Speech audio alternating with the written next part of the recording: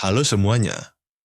Pada video kali ini, kita akan membahas bagaimana rangkaian elektronika, baik komponen pasif maupun aktif bekerja bersama untuk membangun sebuah tempat sampah otomatis yang bisa membuka tutupnya ketika mendeteksi tangan atau objek di depan sensor. Tempat sampah otomatis bekerja berdasarkan prinsip sederhana. Sensor mendeteksi, mikrokontroler memproses, lalu aktuator bergerak untuk membuka dan menutup tutup tempat sampah.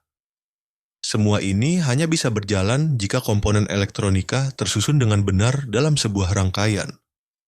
Pertama, kita bahas komponen pasif. Komponen pasif adalah komponen yang tidak memerlukan sumber listrik untuk bekerja dan biasanya berfungsi untuk mendukung kestabilan rangkaian.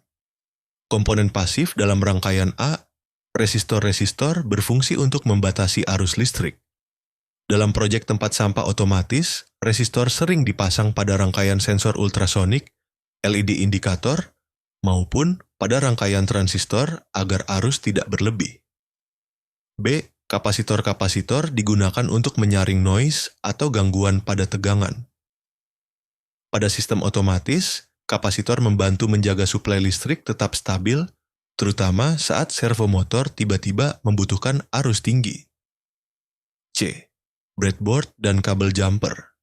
Meski bukan komponen listrik langsung, breadboard dan kabel jumper menjadi media untuk menyusun rangkaian tanpa solder. Ini penting saat membuat prototipe tempat sampah otomatis. Resistor pull-up atau pull-down. Beberapa sensor atau tombol membutuhkan resistor pull-up untuk memastikan sinyal tetap stabil dan tidak mengambang.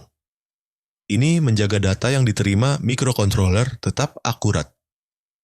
Selanjutnya, kita masuk ke komponen aktif. Komponen aktif adalah komponen yang membutuhkan sumber listrik dan mampu mengubah, memperkuat, atau mengontrol sinyal. Mikrokontroler, Arduino, node MCU, ini otak dari sistem. Mikrokontroler menerima data dari sensor ultrasonik, kemudian mengirimkan perintah ke servomotor untuk membuka atau menutup tutup tempat sampah. B. Sensor ultrasonik HCSR pemap komponen inilah yang mendeteksi jarak tangan. Ketika objek berada dalam jarak tertentu, misalnya kurang dari 20 cm, sensor mengirimkan sinyal ke mikrokontroler untuk memulai proses. C. Servomotor servo berfungsi sebagai aktuator. Ketika menerima perintah, servo akan memutar lengan mekanik sehingga tutup tempat sampah membuka otomatis. Setelah beberapa detik, servo bergerak kembali untuk menutup. Transistor. Kadang servomotor membutuhkan arus lebih tinggi dibanding output langsung dari mikrokontroler. Transistor digunakan sebagai driver untuk menguatkan arus sehingga servo bergerak mulus. LED indikator LED digunakan sebagai penanda status.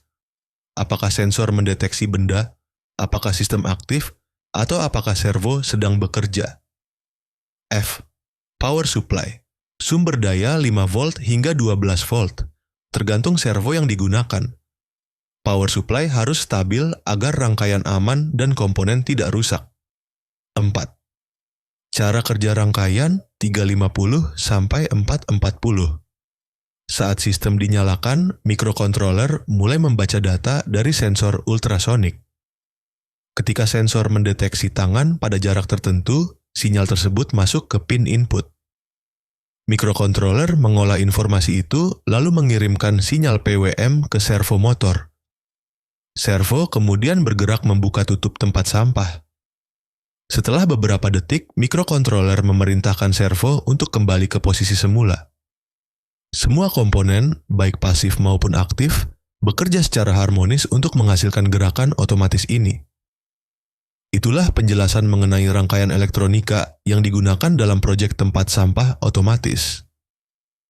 Mulai dari resistor dan kapasitor sebagai komponen pasif, hingga sensor, mikrokontroler, dan servo sebagai komponen aktif. Semoga penjelasan ini membantu kamu memahami cara kerja sistem otomatis sederhana ini. Sampai jumpa di video berikutnya.